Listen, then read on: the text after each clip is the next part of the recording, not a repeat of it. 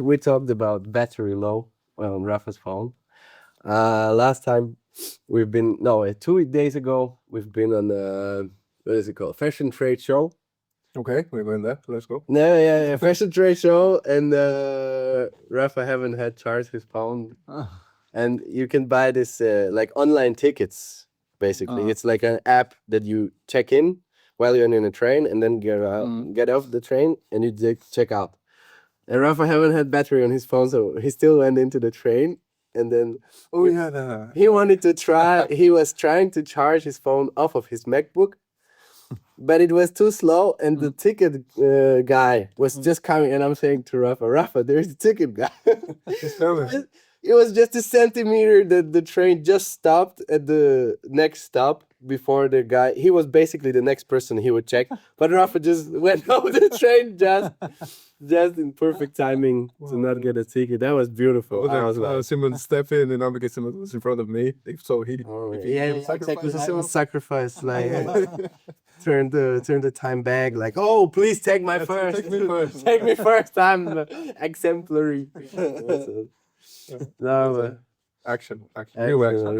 It was good action. Yeah. But officially, Przemek, we are so happy to have you here in Copenhagen. Not in our studio, but we are borrowing the studio because today we've been shooting one of our biggest projects yet, I would say. Can you remember a bigger project than this, actually? With, I don't know, you haven't seen how much preparation went in as much, but when it comes to the planning, this is our biggest project. I think we're playing a lot, like a few months. So yeah, and Przemek was our DOP of the day. Very talented. Pleasure is all mine. Let's go. It was really pleasure to just observe you working, and also just seeing your knowledge of lighting. That is pretty cool. Pretty cool. The idea of mixing the, what is teal? Is that how you call that? Yeah, teal color with the top that we have here, the white one. That looked pretty nice in those, like somewhere where you expect shadow to be. There was a bit of tealy color. So pretty cool, pretty cool. But yeah, so you are a DOP. Is that the only thing that you do, or what do you do for a living? That's my main occupation, let's say, but and that's what I do for a living. But except that, I'm also a rapper. Rapper. It doesn't give me any money. I invest in it, but it's one of the biggest projects I make, rap music. Let's go, let's go. But what is special about your rap music is that it's Christian rap music. Yeah. Why is that a thing for you? Well, why did you decide? I really think that I believe that we are equipped with some particular skills to use them. As simple as it sounds, so that we can invest our time and our skills to tell the world about Jesus in the way he created us. Like, if I was an accountant, let's say, I would count numbers the best I could. Do yourself now? Wait, maybe. But if I liked it, then I would do it the best I could, just to have the skill I was given and do the thing I was told to do. So as I believe I'm talented with rap music and with cinematography, I just try to use it as much as I can to share about what's the main topic of my life, which is Jesus, and to help other Christians to do it properly. So especially Christian bands like today. Okay, so you're actually shooting more Christian bands in your free time, is that? Yes, it wasn't always like this, but I also believe that there are seasons in life, like and I've been doing film for the last 10 years, and I had many different seasons in that. And for the last 1 or 2 years, I really see that this is a season of working in the kingdom. And the 8 years before, I was working with different people from all around Poland, where I'm from, or the other countries, but it wasn't related to Christianity anyway, in any way. But right now I work mostly with Christians. And I really see that the skill that I acquired during that 8 years before was needed during the last 2 years. I'm using it. I've been using it. So I see it like a time of preparation, so that I can now use that skill to help the people that need it right now. Is it do you feel like more rewarding somehow now that you're doing more projects? I think yes, because before I was just using my skill to create nice picture, but it was it was some commercial stuff, or I don't know, some music videos for non-Christians which are not giving any good message out. So it was just work, and right now I feel that it actually matters, what I do. So it's a nice change. I really feel like working with Christians, especially on the projects that are connected with preaching the gospel, is really rewarding. How did you? We did talk before about how you became Christian, but could you share also here how did it all happen? How did it all start? Yes, of course. Also, even before that, like what was your life like? So we have a bit more background. I'll try to make that as short as possible. I mean, we have some time. So So I was raised in a traditional Catholic family in Poland, which always consists of many different rules. Most of them doesn't make sense. At least that's my point of view. So I was a little bit rebel against religion as an institution, but I've never rebelled against God. I just didn't care about God in any way. I just lived my life. So it was funny, but that the first time, let's say, I encountered God's presence was when I was in high school. And in Poland, we have like how would you translate it? Like what is it called in Polish? That's these are classes about Catholic religion, and we have that in school, in public school. Kind of, but it's Catholic. So you've got that in school. Okay, so just religious lesson. Let's call Let's it. say, yes, religious lessons, and they are in schools. Not in the church, but in schools. And there was a priest that was leading our group there, our class, and he actually believed. He wasn't just a priest, because some people are just priests, let's say, but some of them really believe in Jesus. That's what I think. It sounds funny, doesn't it? Yeah, it is. It is.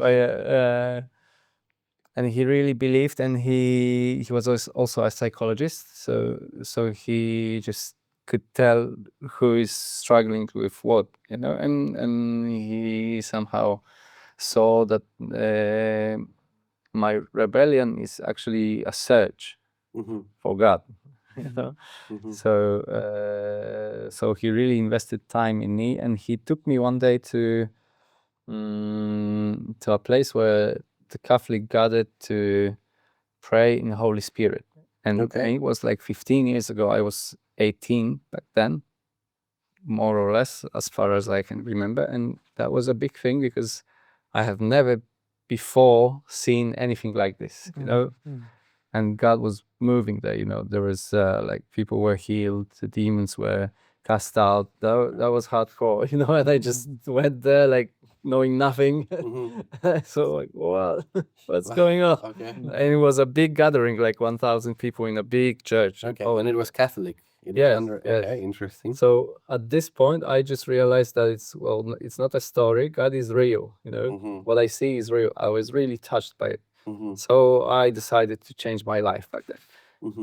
But the case is that I wasn't taught to read Bible, you know, to spend time in that personal time with God. I just realized that there is God, and I should follow him somehow, you know. So most probably I should follow the rules of the religion. You know? As you can expect, that didn't last long because after 1 year I went to study to a different city. I started studying psychology just to learn what's inside my heart, my mind. You know, I had that feeling that there must be a different way to live than what I see around. And I thought that maybe psychology is gonna show me that way. And I had a girlfriend that I met after that whole encounter with God. So I was really sure that she's gonna be my wife. And after a few months, we broke up, and I was so pissed off that I thought to myself, okay, I'm fed up with this. I don't want to follow God anymore. I don't want to live according to any rules. I just go straight forward in the opposite direction. So I went and I started partying, taking drugs, meeting different girls, and so on. It was a really hedonistic lifestyle. It lasted for a few years, and then I met a girl named Claudia. She's now my wife, but back then it was a really terrible relationship. We really fought a lot. You know, we had our things we needed to cope with, and it clashed. You know, we just clashed all the time, and we've been in that situation for 2 years as a couple, and it was really difficult. You know, we were struggling a lot. And we were this close to break up when Claudia, she's a dancer, so she was coming back from dancing classes, I think. And on the streets of her city, there was an evangelistical outreach. Actually, it was right after it, because if the people were just coming back to the church they went from. And they just asked her if she knows Jesus. She was so shocked by this question, you know, because we are in that Polish Catholic context that everyone knows Jesus, you know, because everyone is Catholic there. She was so shocked by this question that she just started to speak with the guys, and they started to answer her to her toughest, most difficult questions straight from the Bible. And she told me that it was so clear and so powerful that she just realized that this is some kind of truth, and she was looking for the answers to the most basic questions, like what do we live for, how should we live, and so on. In many different philosophies and religions, she just tried to understand some Taoism or some Buddhism, and it just didn't give her any answer. The same as psychology, she went through some therapy and it helped a bit, but it didn't give the most vital and basic answer. You know, why are we here? What's the point of all of this? You know, and she couldn't get that question. So when she met that people, they just answered her straight from the Bible, and she was so shocked by the thing, and that it's so simple and so touching that she just went along with it. She went straight to the church with these guys, you know, after, I don't know, 15 minutes of talking, you know, and it turned out that the church is on their street, on her street, on the street where she lived. So she had like 200 meters to the church, I guess, you know, and she never even heard about it. Yeah? And it was a Pentecostal church. And after 2 weeks, we lived in different cities back then. So I visited her and I wanted to see what's going on. Why did she change that much? You know, what's So she didn't what's the tell you? matter? She told me about this, but you know, I thought that maybe she's just emotional and that's it. Yeah. So I went to that church, and there was, you know, I wasn't used to seeing really emotional and deep Pentecostal worship. So for me, these people were crazy. Compared to the Catholic meeting that you were at, where there was demon casting and stuff like that. Yeah, I'm getting to that point because I was once on that meeting, and the rest is like a regular traditional Sunday mass. But when I went to that church, I was shocked by how weird the people were. But I had that feeling that I've seen that before, you know. And as I wasn't against God that much, I acknowledged that He's there. I just don't want to have anything with Him. I said to myself, well, I'm here anyway, so maybe I can just pray, you know. And so I started praying, and all of a sudden I felt like it was weird. It was like a physical or spiritual feeling, like a very hot and heavy cloth was put on my shoulders. It wasn't anything pleasant, you know. It was really unpleasant feeling. Almost painful, you know, and I just thought, Jesus, if you can take this off me, because I realized that this is the burden of my sin, you know. I just realized of all the wrongs I did, you know, all the people I hurt, and all of my attitude that's really painful for other people. And I just thought, Jesus, if you can take this off me, then I'm not running away anymore. And it disappeared like this. It was amazing. Just in 1 second, you know, I felt so relieved, so peaceful. And I remember when I was sitting right after the service in that church, and I was drinking green tea. I remember that because I was so peaceful like never before in my life. I was just drinking tea. And you have to understand that it was a season when I was just about to finish my studies, and I have no idea what to do next. And that's really stressful because the society demands you to have a plan for you, you know, to reach your success. You know?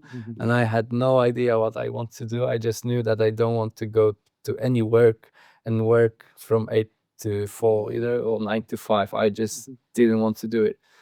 And it was even a bigger stress because it's not that easy to cope with all the payments and bills and so on when you don't have a proper job. Yeah?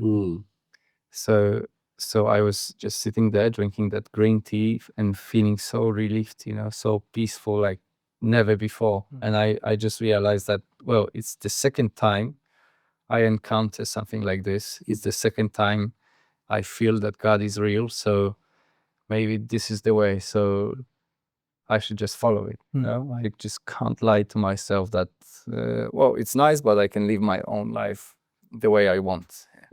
So I just went along with it 100%. And it was almost 10 years ago, like 9 years and 11 months. So almost 10 years ago. Yeah, so, and right after that, I was making music back then. And I was just about to release my album back then. And I wanted to make some music videos, but I couldn't afford any proper ones. So I decided maybe I could do it myself. So I bought a cheap camera, and my parents, to my surprise, they gave me enough money to buy a proper computer. And I just went along with it. I just started to produce the first music video for myself, then the second one, the third one. And then my friend asked me for a music video for a small amount of money, and then another friend. And I just realized that it can be a way of actually making my living and really having fun with what I do. Yeah. So this is how it started.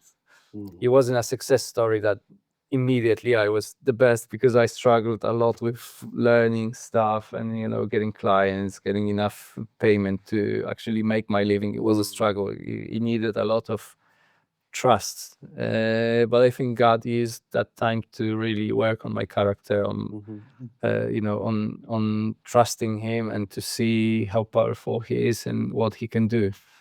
For example, I've been in that job for 10 years, and my effort gave me maybe like 3 or 4 clients, and all the rest is what came to me, who Mhm. came to me. And I have no idea where these people come from. But when I need job, there are always people that are contacting me because of something, and I always find another projects. And so, Mm. and my work does nothing, the only thing that adds to it is my skill. But looking for customers is totally not my cup of tea, and it never worked. And I just think that maybe God is showing me that it's not my job to find my clients, it's just my job to trust him and to be skillful so that I can actually do something. So so even when we met, it was What by a accident. crazy like Holy Spirit. I like I see it very much like Holy Spirit was leading this, because we have a second podcast which is for our like a business marketing, basically very much about our company, the Cup Studio, that is that we are using as our money maker. Or this it should be the money maker. We're working on that, but through that company we have this podcast called Start Now, where we invited Magdalena as one of the guests. And Magdalena is your friend. Yep. And like we met her at like a coffee festival, where, because we thought that maybe there are some cafes or somebody that wants some video. So, and we were there, we saw her like really nice work. She has with her husband, they have a ceramic studio. Very cool, guys. If you want to check it out, feel free to check it out. We'll leave the link in the bio. But so she came on the podcast. We interviewed her. We knew each other a long time, and kind of then after what, maybe a year or something, there was another what do we call it? Another like a coffee event happening, and I just wanted to like reconnect with her, like if maybe she needs some video work or something. So I was just writing to her, and yeah, just she actually invited us to her studio, and in there I spoke to her husband for the first time, and her husband just showed me your Instagram. Oh, I have this friend, because I was asking about video work, right? I have this friend. He told me he's called Przemek, and but here on Instagram he's jestemAlpha, and he like there I got connected with you, and at some point I just started to follow you. There was one thing, and then what happened was that one time when you were sharing some stories, because you were just releasing your newest album, there was like this sign of a cross, and I was like, oh, let me listen to the lyrics better so I can understand like what is he singing about. And then I started to hear like, okay, like he's referring to God and stuff like that. So let's see who is this guy about. And then I don't remember exactly how it was, but I remember I reached out to you, and then we found out I found out you were no. It was first at the call. It wasn't the cold. It was Like like first in the a call. little bit, try to see the waters, okay? Yeah. As the hue ask, right? Yeah, but did we call you because we already wanted to work on this project, or was it No, just in general? Like, just in general. Yeah, right. That's because I remember we like our hope is to find people that would want to work with us uh in the future, and so we just wanted to check you out, like how is the vibe, how is who you are and stuff like that. So, and then on the call, you asked us first, are you like, where do you guys know from each other from, or how do you know each other? And we're like, so we know each other from church, because we are running this live stream here in Copenhagen for the open church. And then you're like, oh, I'm also from Pentecostal church. So that was like that was exciting, because when stuff like that happened. And also the special thing is that Magdalena and Michael, they're at the time of recording, they're not Christians, right? And they have like you cannot even like think of it, like how some guys from Copenhagen just find another guy from Poland, like really not knowing each other, and finding out and really like aligning also in values and everything. Yeah. So it's it's it's quite a interesting. That's not a coincidence. Yeah, that's what I believe. That's what Mm. I believe. Like every time when we pray, I believe also the guys, we always try to just pray that God, please open the door that you want us to go through and close the door that you don't want us to go to. And sometimes we don't like when he closes the doors, but or actually, I don't even remember any time where I enjoyed when he closed the door, but he does close the door, and then you see the door has closed. You kind of process it, but then you see that okay, it's good what is happening, right? So yeah, but tell us a bit more about your rap music. How did that start? Well, the whole thing with music it's like a lifetime story because I was always into music, but I didn't learn any music theory or something, which is sad for me now because I would love to know all of that, but well, I found another way. Yeah, YouTube. YouTube. Yeah. And when I was 18, I was already writing some rhymes and so on. I always wanted to record my own songs, and but I didn't have any means to it, and it wasn't that easy back then. And then I realized that my friend from high school he told me that he has a microphone and some interface and a laptop in his garage, and he records some music there.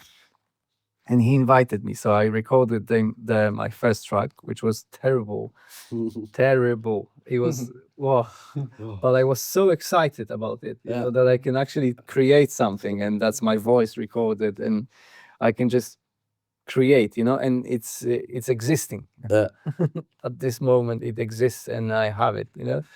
That I just went along with it, and I just got it as much money as I could. I was 18, so on my 18th birthday, we usually get some money, gifts, and so on. People go and make a driver's license, and I bought a microphone. And my family told me, You "Go are on, crazy." you are crazy. What do you want to do with it?"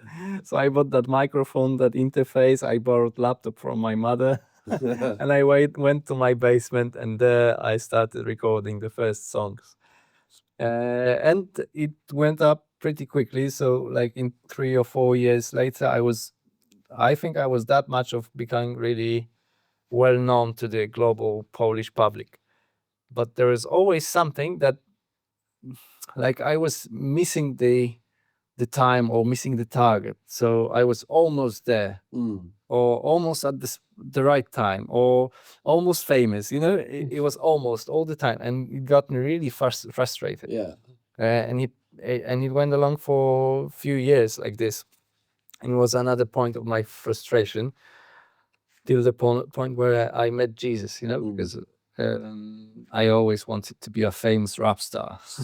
So after meeting Jesus, that was pretty weird because I realized that I don't have anything to rap about, because all my music was about a loss, pain, a suffering, a sadness somehow, a rebellion against something, you know. And with Jesus, I don't really feel this thing that much as I used to. So I can't share anything about it, you know. It's it's not the topic of my life anymore. And it also got me frustrated to the point where I couldn't write anything for 4 years. Wow. That's a long time. And I was so mad at this that I said, okay, God, I don't need that music. You can take it. I don't want it. You know? And in that moment, I know that started God does creating. that to everybody. Yeah. I've I seen it. started to create in a totally different spirit, you know. Yeah. And it was from that moment on, it was true to myself, actually. It was in 2018, 19, and then I started to work on my album, like the first album after become Christian, and I released it in 2020. And now we are in 2025, and I'm right about to release the whole album, which I separate in 3 EPs. 2 of them are already out, and the last one is coming in a month or so. What is it called? The album, Dead Nature, Martwa Natura in Polish, which is a artistic term, but it also has a Christian meaning, I believe. Dead Nature. And I really focus on giving the answer to the people on what's the meaning of life. Because right now I try to be adequate to the youth, and I see that there is a huge problem with the sense of life, with the suicide, self-harm, or all the addictions and so on, identity. And I try to talk about this and just share some of my story, my change, my attitude. And I also believe that it's really helpful for Christians because at least in Poland, young Christians don't really have role models that they can share with their peers. It's like, because there are these cool guys that are totally not Christians, and there are some lame Christian artists, let's say, at least in the rap music. So I also believe that one of the goals of my music is just to give them an example of a role model. Let's go. It's not lame. I hope so. And that I don't can think give it's them, lame. I've seen that can give them quality music and something to look up to. And maybe lead the way for like the next generation of artists that would come and be encouraged to actually start creating. So that are 2 reasons and 2 topics of that album I make. And to be for it to be interesting, I really base it on Baroque paintings regarding the light in the music videos and the visual style. But is that only on this album, or are you Only on this Okay, album. okay, Yeah. okay. So it's the main topic of that album. Why Baroque? Because it's beautiful. Okay. And it's really connected to God, So like when you go to Christian art from Baroque, it's so amazing, all the sculptures, all that paintings and so on. It's really something we can look up to. And I also want to point out that, well, we can do beautiful stuff, when it comes to God. We are not limited. And the funny thing is that it can be connected with rap music, which is quite unusual. So that's what I want to show, and just to show that you can be creative as a Christian. You can have your roots in a very powerful art that was already created, and that it can be relevant to the youth right now, even though it's Christian. Was something that you were always like was inspired by, like the art of like let's say sculptures and paintings, and also the artistical part of the music and the rap. How like is because you have seen in videos and music and everything. It's so beautiful to see like how deep you connect both things. Thank you. Yes, it wasn't easy to connect it, but it's so exotic that it somehow fits both of it. So and Baroque is really a powerful topic in filmmaking because it's so beautiful, and you can just dig and dig and dig and try to take the paintings and put them on film, and it's just perfect. It's possible. All right, just before we wrap it up, can I ask you, because, okay, there is this one song where you guys are sitting behind the table and the camera is kind of zooming in and out. And like, actually, I don't have a question about it. It's just like, I really like that song because it's such a straightforward preaching. Yeah. Like how you need to change your life and stuff like that. It's really cool.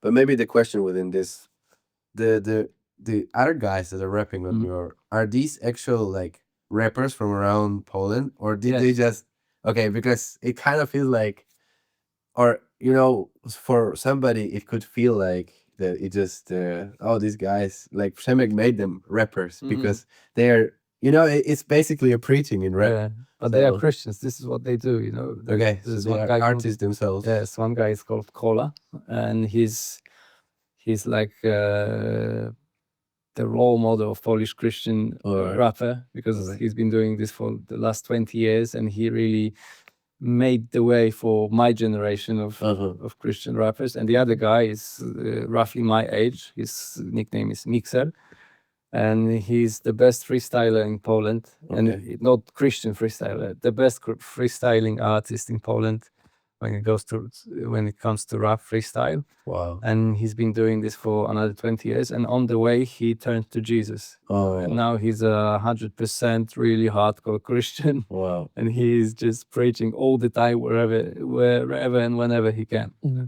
So there is a backstory to it, and it's not a coincidence that these guys are there. And the whole track is like just a talk by the table between friends who are telling what God has done in their lives. Thank you, Przemek, for coming on this podcast. We're gonna do definitely a next conversation, because unfortunately we have to wrap it up in here. But we will put your links under in the YouTube this podcast.